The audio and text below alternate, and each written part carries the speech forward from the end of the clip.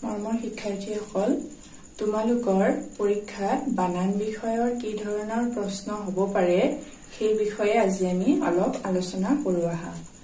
এতিয়া বৰ্ডলৈ চোৱা। বৰ্ডত মই লিখিছো যে খালী ঠাইত শুদ্ধ আখৰটো বহুওৱা। এতিয়া তোমালোকে বহুতো আখৰ ইতিমধ্যে শিকিলা আৰু তাৰ লগে লগে বানানো শিকি গৈছা, লিখিছাও। গতিকে তাৰে ভিতৰত কেনেকুৱা ধৰণৰ প্ৰশ্ন হ'ব পাৰে। এতিয়া চাবা, এইটো হৈছে প্ৰথম ছ আৰু এইটো হৈছে দ্বিতীয় ছ। মই লিখিছো যে প্ৰথম ছ নে দ্বিতীয় ছ। এতিয়া ধৰা আমি ইয়াতে খালী ঠাই লিখি এটা দি পেলাই কত আকাৰে কা লিখিছো। খালী ঠাইত আমি এটা ছ বহুৱাব লাগে। প্ৰথম ছ নে দ্বিতীয় ছ। বানানটো হ'ব চকা। চকা বানানটো তোমালোকে জানা যে ইয়াত প্ৰথম ছ হ'ব। গতিকে তোমালোকে ইয়াত প্ৰথম ছটো বহুৱাই দিলে এই বানানটো শুদ্ধ বানান এটা প্ৰকাশ পাব। ঠিক তেনেকৈ ইয়াতে ছটো লিখিব লাগিব। আকাৰ আছে, গ আছে, লত দীৰ্ঘইকাৰে লি। ইয়াত এটা ছ লিখিব লাগে। ছটো লিখিলে বানানটো হ'ব ছাগলী। আৰু ছাগলী বানানত তোমালোকে জানা যে দ্বিতীয় ছ হয়। এই ধৰণে আৰু ধৰা লিখিব পাৰো আমি পত আকাৰে পা। ইয়াত কি ছ হ'ব আৰু লত হ্ৰস্বইকাৰে লি। ইয়াত কি ছ দিলে বানানটো পাচলি হ'ব আৰু পাচলি বানানত সদায় প্ৰথম ছ হয়। ঠিক তেনেকৈ আমি লিখিব পাৰো যে মূৰ্ধন্য ত হ'ব নে দন্ত্য ত হ'ব। এতিয়া চাবা, প ত ল পটল। পটল লিখোতে আমি ইয়াত কি ত লিখিম? মূৰ্ধন্য ত লিখিম নে দন্ত্য ত লিখিম? তোমালোকে জানা যে ইয়াতে মূৰ্ধন্য ত লিখিব লাগিব। পটল বানানত মূৰ্ধন্য ত হয়। ঠিক তেনেকৈ ব ত ৰ বতৰ। কি ত লিখিবা? যে ইয়াত মূৰ্ধন্য ত লিখিলে আমাৰ বতৰ বানানটো ভুল হ'ব। আমি ইয়াত দন্ত্য ত লিখিলেহে শুদ্ধ হ'ব। এই ধৰণে তোমালোকে দন্ত্য ত মূৰ্ধন্য ত নে দন্ত্য ত হ'ব বহুৱাব পাৰা। ঠিক তেনেকৈ আৰু আমি লিখিব পাৰো মূৰ্ধন্য থ হ'ব নে দন্ত্য থ হ'ব। এতিয়া চাবা, এটা তোমালোকৰ কিতাপত বানান আছে কঠীয়া। ক মই দীৰ্ঘইকাৰডাল দি দিছো, ইয়ত আকাৰে ইয়া। ইয়াতে কি থ হ'ব? এইটো নে এইটো? যে ইয়াত মূৰ্ধন্য থ দিলেহে শুদ্ধ হ'ব। ঠিক তেনেকৈ প থটো আমি পাতিব লাগিব। আকাৰ আছে আৰু ৰ আছে। পথাৰ। পথাৰত মূৰ্ধন্য থ দিলে ভুল হ'ব। আমি ইয়াতে দিব লাগিব দন্ত্য থ, পথাৰ। তেতিয়া পথাৰ বানানটো শুদ্ধ হ'ব। পাইছা নহয় বুজি? ঠিক তেনেকৈ আমি আন দুটা আখৰ লিখিব পাৰো। মূৰ্ধন্য ধ নে দন্ত্য ধ। মূৰ্ধন্য ধ হ'ব নে দন্ত্য ধ হ'ব। ইয়াত এডাল ওকাৰ দিয়া আছে আৰু ল। ইয়াত এটা আমি ধ লিখিব লাগে, ঢোল। কি ধ হ'ব তোমালোকে ইয়াত বহুৱাব লাগিব। এইটো তোমালোকক মই লিখি নিদিও, তোমালোকে নিজে লিখিবা। ইয়াত এটা ধ হ'ব দন্ত্য নত হ্ৰস্বইকাৰে নি অন্তস্থ ইয়ত আকাৰে ইয়া।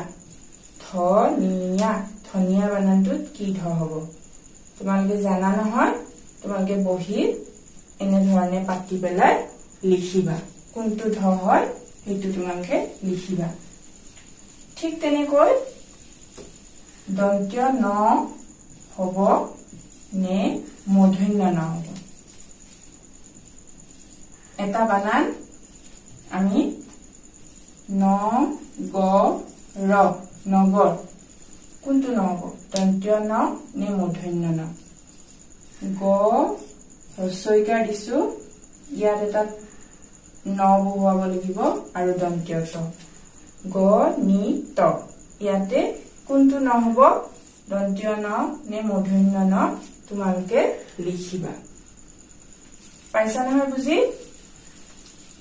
ইয়াৰ পিছত আন দুটা আখৰ লৈছো মূৰ্ধন্য হ হ'ব নে দন্ত্য হ হ'ব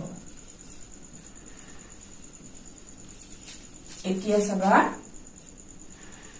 আমি হ ৰদ হ্ৰস্বউকাৰে ৰু সৰু ইয়াতে কি হ দিও আমি দন্ত্য হ সৰু বানানটোত দন্ত্য হ হয় আৰু ঠিক তেনেকৈ ব ৰ ইয়াত হ্ৰস্বউকাৰডাল দিয়া আছে মূৰ্ধন্য ন বৰষুণ ইয়াত আমি মূৰ্ধন্য খ হে লিখিম দন্ত্য খ নিলিখো ঠিক তেনেকৈ তোমালোকে লিখিবা ইয়াত কি হ হ'ব অ খ ম তোমালোকে নিজে কৰিবা এইটো আৰু এটা লিখিবা পটাকাৰে বা ৰদসিকাৰে ৰি ফটাকাৰে খা বাৰিষা কোনটো হ হ'ব ইয়াত তোমালোকে লিখিব লাগিব এই ধৰণে এই প্ৰশ্নৰ উত্তৰকেইটা তোমালোকে বহিত সুন্দৰকৈ কৰিবা কৰি তোমালোকে অনুশীলন কৰিবা ঘৰত ঠিক আছে এতিয়া ইয়াৰ পিছৰ বিষয়টো চোৱা তলৰ প্ৰতিটো শাৰীত থকা বানানবোৰৰ শেষৰ আখৰটোৰ মিল আছে কোনটো অমিল বাছি উলিয়াই এনেকুৱা ঘূৰণীয়া চিন দিয়া মই ইয়াতে দুটা শাৰী লিখিছো প্ৰথম শাৰীটো লিখিছো চাবা 1 নম্বৰ শাৰীটো লিখিছো চিলা ঢিলা মালা মোনা 2 নম্বৰ শাৰীটো লিখিছো সজা ৰজা সঁচা পূজা এতিয়া দেখিছা চিলা শেষৰ আখৰটো হ'ল শেষৰ উচ্চাৰণটো হৈছে লা ঢিলা লতাকাৰে লা ঠিক হৈছে মালা এইটো লতাকাৰে লা ঠিক হৈছে আৰু এইটো হৈছে মদুকাৰে মু দন্ত্য নতাকাৰে না মোনা এইটো আৰু এইটো শেষৰ আখৰকেইটা মিলি আছে ইয়াৰে নিমিলা কোনটো অমিল কিন্তু এইটোত আমি গোল চিনটো দিব লাগিব পাইছা নহয় বুজি তাৰ পিছৰ শাৰীটো চোৱা সজা বৰ্গীয় জদাকাৰে যা ঠিক হৈছে ৰজা বৰ্গীয় জদাকাৰে যা ঠিক হৈছে সঁচা প্ৰথম ছদাকাৰে চা ঠিক হৈছে আকৌ পূজাটো বৰ্গীয় জদাকাৰে যা ঠিক হৈছে সজা ৰজা সঁচা পূজা ইয়াৰে এইটো মিলা নাই গতিকে আমি ইয়াতে গোল চিন এটা দিব লাগিব ঠিক তেনেকৈ আৰু আমি এনেকুৱা শাৰী লিখিব পাৰো চাবা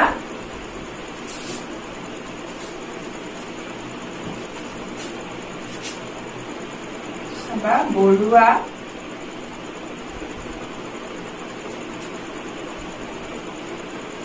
ঘৰুৱা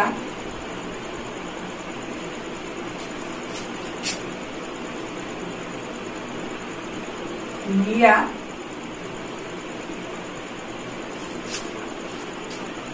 ঘৰুৱা কেতিয়াবা আমাৰ তৎক্ষণাৎ কওঁতে একে যেন লাগিব পাৰে কিন্তু আমি চাইছো যে বৰুৱা ঘৰুৱা ধুলীয়া ঘৰুৱা ইয়াত ৱত আকাৰে ৱা শেষ হৈছে এই তিনিটা কিন্তু এইটো অন্তস্থ ইয়ত আকাৰে ইয়াত শেষ হৈছে ধুলীয়া গতিকে এইটো নিমিলে আমি নিমিলাটো এনেকৈ চিনটো দি দিছো ঠিক তেনেকৈ লিখিব পাৰো আমি লোন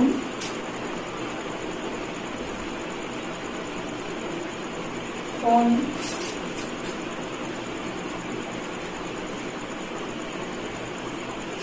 ফোন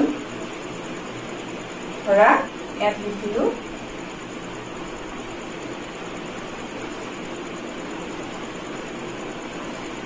ফুল মূৰ্ধন্য ন ঠিক হৈছে কিন্তু এইটো মিলা নাই।